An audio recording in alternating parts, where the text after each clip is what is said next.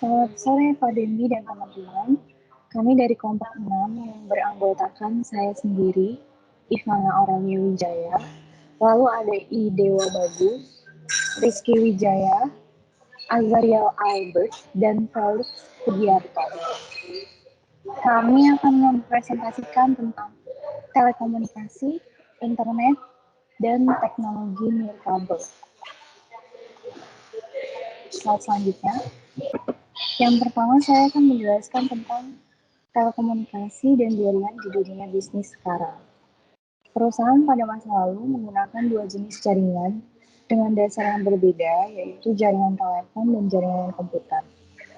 Jaringan telepon menangani komunikasi suara, sedangkan jaringan komputer menangani lalu lintas data. Jaringan telepon dibangun oleh perusahaan telepon sepanjang abad ke-20 menggunakan teknologi transmisi suara yang terdiri dari perangkat keras dan perangkat lunak, dan perusahaan-perusahaan ini hampir selalu beroperasi sebagai monopoli yang diatur di seluruh negara. Jaringan komputer awalnya dibangun oleh perusahaan-perusahaan komputer yang berusaha untuk mengirimkan data antar komputer di lokasi yang berbeda. Jaringan komputer telah diperluas untuk mencakup telepon internet dan layanan video terbatas. Dan saat ini terjadi peningkatan suara dan komunikasi data serta akses internet dalam mengambil alih platform broadband nirkabel seperti telepon seluler, perangkat genggam mobile, dan PC dalam jaringan nirkabel. Slide selanjutnya. Gambar di atas mengilustrasikan komponen perangkat keras, perangkat lunak, dan transmisi utama yang digunakan dalam jaringan sederhana, yaitu ada komputer, sistem operasi jaringan yang berada di komputer server khusus, kabel yang menghubungkan perangkat, kartu antarmuka jaringan, saklar, dan router. Router itu adalah prosesor komunikasi yang digunakan untuk merutekan paket data melalui jaringan yang berbeda dan memastikan bahwa data dikirim sampai ke alamat yang benar. Slide selanjutnya. Pedoman teknologi jaringan digital. Jaringan digital kontemporer dan internet didasarkan pada 3 teknologi utama, yaitu komputasi klien atau server, penggunaan paket switching, dan pengembangan standar komunikasi yang banyak digunakan, yaitu Transmission Control Protocol atau Internet Protocol untuk menghubungkan jaringan dan komputer yang berbeda.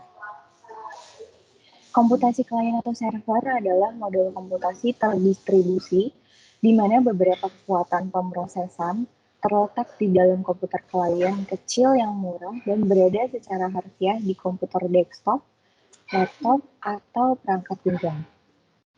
Paket switching adalah metode untuk mengiris pesan digital menjadi paket yang disebut paket, mengirimkan paket-paket tersebut di sepanjang jalur komunikasi yang berbeda saat tersedia dan kemudian mengumpulkan kembali paket-paket tersebut setelah mereka sampai di tempat tujuan mereka. Transmission Control Protocol atau Internet Protocol adalah standar komunikasi data yang digunakan oleh komunitas internet dalam proses tukar-menukar data dari satu komputer ke komputer lain di dalam jaringan internet. Presentasi selanjutnya akan dilanjutkan oleh teman saya. Saya akan melanjutkan presentasi dari teman saya, Communication Network, sinyal digital versus sinyal analog. Sinyal digital mengkomunikasikan informasi sebagai string dari 2 keadaan diskrit, 1 bit dan 0 bit, yang direpresentasikan sebagai pulsa listrik on-off. Komputer menggunakan sinyal digital dan memerlukan modem untuk mengubah sinyal digital ini menjadi sinyal analog, yang dapat dikirim melalui atau diterima dari saluran telepon. Saluran kabel atau media nirkabel menggunakan sinyal analog. Modem adalah singkatan dari modulator demodulator. Modem kabel menghubungkan komputer Anda ke internet menggunakan jaringan kabel. Modem DSL menghubungkan komputer Anda ke internet menggunakan jaringan telepon rumah perusahaan telepon.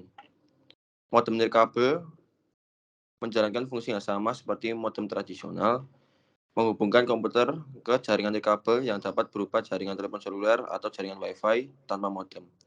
Komputer tidak dapat berkomunikasi satu sama lain menggunakan jaringan analog, termasuk sistem telepon dan jaringan kabel. Next. Lalu types of networks. Yang pertama DALAN atau local area networks. Server menentukan siapa yang mendapat akses ke apa dan dalam urutan apa. Router menghubungkan LAN ke jaringan lain yang bisa berupa internet atau jaringan perusahaan lain, sehingga LAN dapat bertukar informasi dengan jaringan di luarnya. Sehingga operasi LAN yang paling umum adalah Windows, Linux, dan Novel. Masing-masing sistem operasi jaringan ini mendukung TCP atau IP sebagai protokol jaringan default mereka. Lalu yang kedua ada Metropolitan and Wide Area Networks. Jaringan area luas WAN menjangkau jarak geografis yang luas seluruh wilayah, negara bagian, benua, atau seluruh dunia. WAN yang paling universal dan kuat adalah internet. Next. Lalu transmission media and transmission speed. Jaringan menggunakan berbagai jenis media fisik, termasuk kabel twist pair, kabel koaksial, serat optik, dan media untuk transmisi nirkabel. Masing-masing memiliki kelebihan dan keterbatasan. Berbagai kecepatan dimungkinkan untuk media apapun, tergantung pada konfigurasi perangkat lunak dan perangkat keras. Lalu bandwidth atau transmission speed. Jumlah total informasi digital yang dapat ditransmisikan melalui media telekomunikasi apapun diukur dalam bit per detik, bps. Satu perubahan sinyal atau siklus diperlukan untuk mengirimkan satu atau beberapa bit. Oleh karena itu, kapasitas transmisi setiap jenis media telekomunikasi merupakan fungsi dari frekuensinya. Next. Slide selanjutnya akan dilanjutkan oleh teman saya. Baik, saya akan melanjutkan presentasi dari teman saya tentang internet global. Apa itu internet? Internet telah menjadi sistem komunikasi publik paling luas di dunia yang sekarang menyaingi sistem telepon global dalam cakupan dan jangkauan. Ini juga merupakan implementasi terbesar dari komputasi klien atau server dan internet working yang menghubungkan jutaan jaringan individual di seluruh dunia. Organisasi yang menjadi penyedia layanan internet adalah ISP. ISP ini merupakan organisasi komersial yang memiliki koneksi permanen ke internet, yang menjual koneksi sementara ke pelanggan retail. DSL atau Digital Subscriber Line ialah teknologi yang beroperasi melalui saluran telepon yang ada untuk membawa suara, data, dan video pada tingkat transmisi mulai dari 385 kB per second hingga 9 megabit per second. Ada pula sambungan kabel internet yang disediakan oleh vendor televisi kabel yang bisa memberikan akses internet berkecepatan tinggi hingga 15 megabit per second. Untuk di daerah yang dimana layanan DSL dan kabel tidak tersedia, dapat memungkinkan untuk mengakses internet melalui satelit, walau kecepatan uploadnya lebih lambat daripada layanan broadband lainnya. Next. Selanjutnya ada sebaran dan arsitektur internet. Internet didasarkan pada protokol jaringan TCP atau IP. Setiap komputer akan dilabeli dengan nomor 32 bit untuk IP mereka. Nomor ini akan ditunjukkan oleh 4 senar angka mulai dari 0 sampai 255 yang dipisahkan oleh periode. Misalnya alamat IP microsoft.com adalah 207.46.250.119.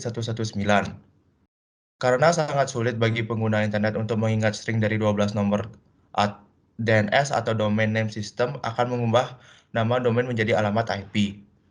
Nama domain ini ialah nama mirip istilah Inggris yang sesuai dengan alamat IP numerik 32 bit, unik untuk setiap komputer yang terhubung ke internet. Contohnya seperti di gambar sebelah, .com untuk komersial organisasi, .edu untuk lembaga pendidikan, .gov untuk badan pemerintahan Amerika Serikat, .mil untuk militer Amerika Serikat, .net untuk jaringan komputer, .org untuk organisasi nirlaba dan yayasan, .biz untuk perusahaan bisnis, .info untuk penyedia informasi. Server DNS akan memelihara database yang berisi alamat IP yang dipetakan ke nama domain mereka yang sesuai dan untuk mengakses komputer di internet. Pengguna hanya perlu menentukan nama domain yang akan dituju. Next. Selanjutnya ada layanan internet dan alat komunikasi. Internet didasarkan pada teknologi klien atau server.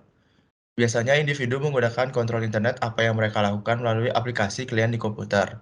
Mereka seperti browser web, data, termasuk pesan email dan halaman web disimpan di server.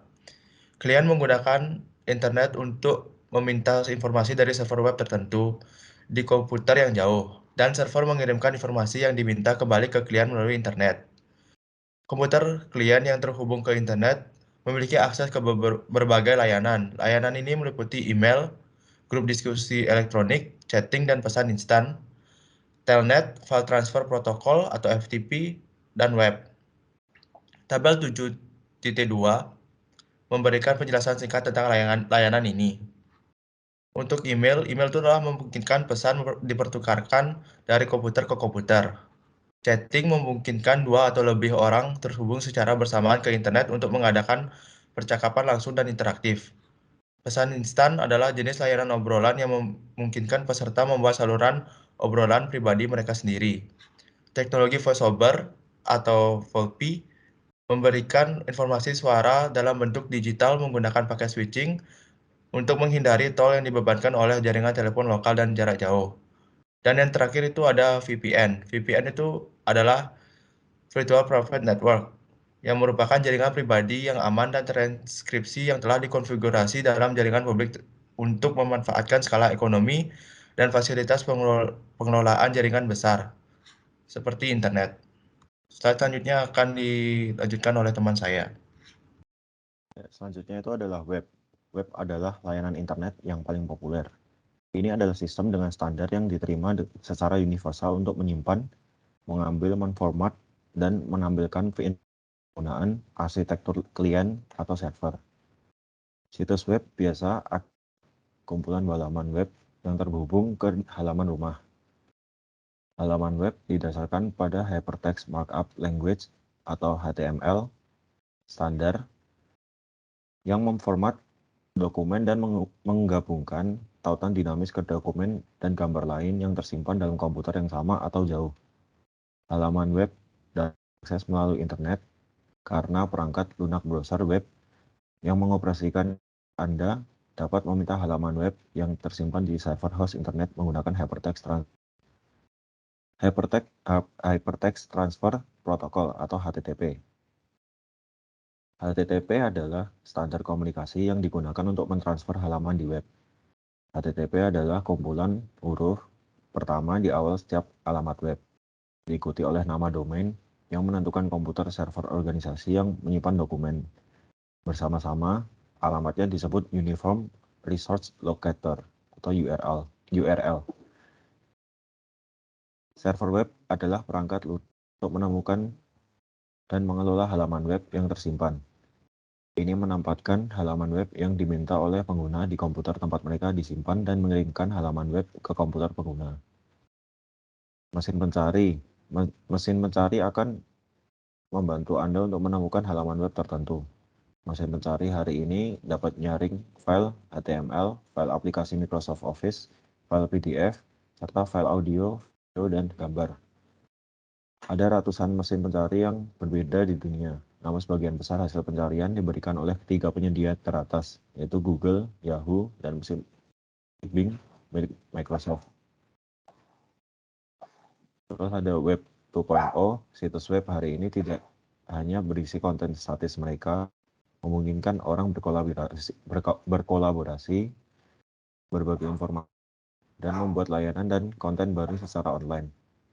Web 3.0 adalah janji akan web masa depan di mana semua informasi digital ini, semua kontak ini dapat ditenun menjadi satu pengalaman yang berarti. Terkadang ini disebut sebagai semantic web. Selanjutnya ada The Wireless Revolution. Sekarang kita berada di revolusi nirkabel atau wireless revolution. Ponsel, smartphone, tablet, dan komputer pribadi berkemampuan nirkabel telah berubah menjadi media portable dan komputasi yang memungkinkan kita melakukan banyak tugas komputasi yang biasa kita lakukan di meja kerja dan banyak lagi. Smartphone seperti iPhone, Android, dan BlackBerry menggabungkan fungsionalitas ponsel dengan komputer, laptop, seluler dengan kemampuan Wi-Fi. Hal ini memungkinkan untuk menggabungkan musik, video, akses internet, dan layanan telepon dalam satu perangkat. Smartphone adalah perangkat nirkabel yang paling cepat berkembang sehubungan dengan akses internet. Sebagian besar internet menjadi mobile, akses di mana saja, layanan broadband untuk pengiriman video, musik, dan pencarian web. Selanjutnya ada cellular system. Pada 2012 diperkirakan 1,5 miliar ponsel akan terjual di seluruh dunia. Di Amerika Serikat ada 358 juta langganan telepon seluler dan 115 juta orang memiliki telepon pintar. Sekitar 120 juta orang mengakses web menggunakan ponsel mereka. Dan beberapa tahun, smartphone akan menjadi sumber pencarian utama, bukan PC desktop. Layanan seluler digital menggunakan beberapa standar yang bersaing. Di Eropa dan sebagian besar dunia di luar Amerika Serikat, standarnya adalah Sistem Global untuk Komunikasi Seluler atau GSM. Kekuatan GSM adalah kemampuan roaming internasionalnya. Standar bersaing di Amerika adalah Code Division Multiple Access atau CDMA, yang merupakan sistem yang digunakan oleh Verizon dan Sprint. CDMA oleh militer selama Perang Dunia Kedua. Ini mentransmisikan melalui beberapa frekuensi, menempati seluruh spektrum, dan secara acak menetapkan pengguna ke beberapa frekuensi dari waktu ke waktu, membuatnya lebih efisien daripada GSM. Sistem seluler generasi sebelumnya dirancang terutama untuk transmisi suara dan data terbatas dalam bentuk pesan teks singkat. Saat ini operator nirkabel menawarkan jaringan 3G dan 4G. Jaringan 3G dengan kecepatan transmisi mulai dari 144 kbps untuk pengguna seluler dikatakanlah mobil hingga lebih dari 2 Mbps untuk pengguna stasioner. Menawarkan kecepatan transmisi yang adil untuk email, menjelajah web, dan belanja online, tetapi terlalu lambat untuk video. Jaringan 4G juga disebut jaringan long term extension atau LTE. Memiliki kecepatan yang jauh lebih tinggi, unduhan 100 MB per detik, dan kecepatan unggah 50 MB. Setara dengan koneksi Wi-Fi rumah, LTE menyediakan kapasitas yang lebih dari cukup untuk menonton video definisi tinggi di ponsel cerdas kita, smartphone.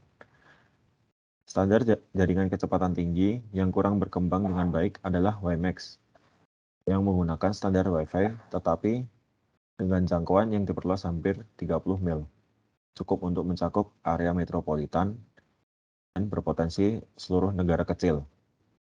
Selanjutnya akan dibacakan oleh teman saya. Oke, presentasi akan saya lanjutkan. Wireless Computer Network and Internet Access. Berbagai teknologi menyediakan akses nirkabel berkecepatan tinggi ke internet untuk PC dan perangkat genggam nirkabel lainnya, serta untuk ponsel.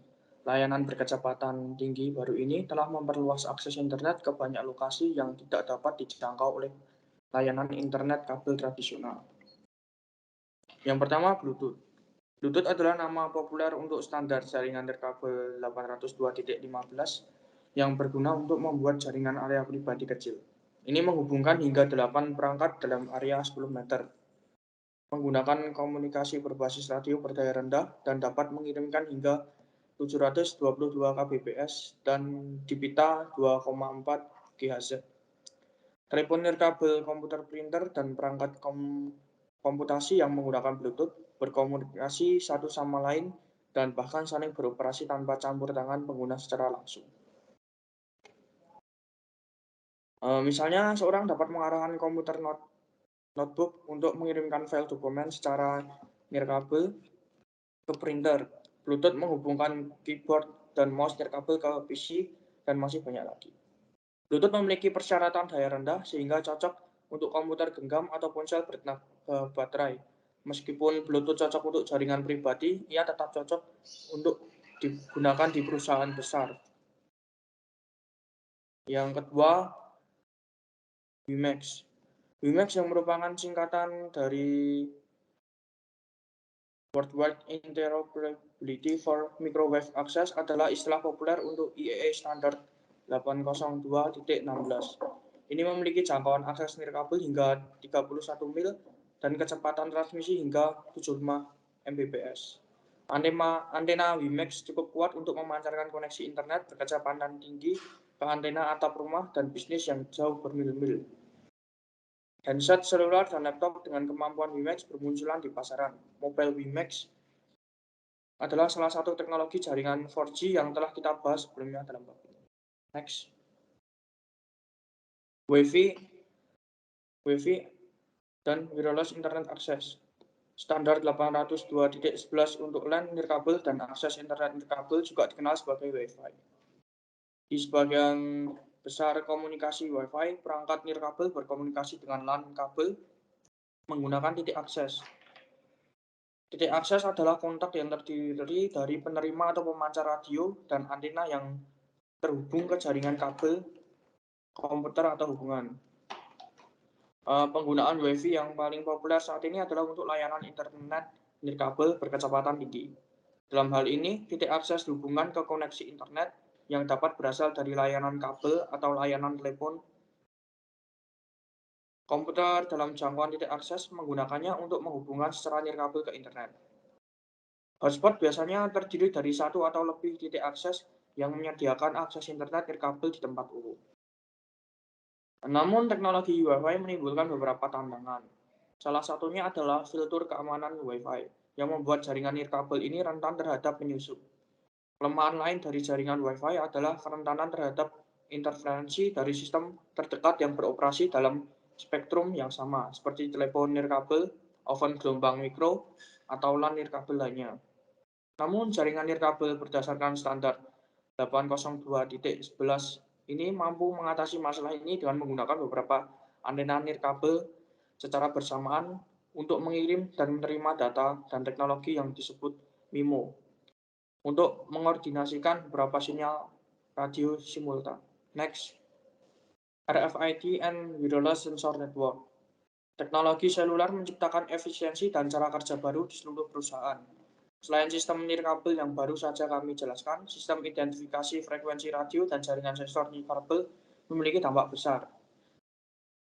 Yang pertama, radio frequency identification atau sering disingkat RFID. Sistem identifikasi frekuensi radio menyediakan teknologi yang kuat untuk melacak pergerakan barang di seluruh rantai pasokan.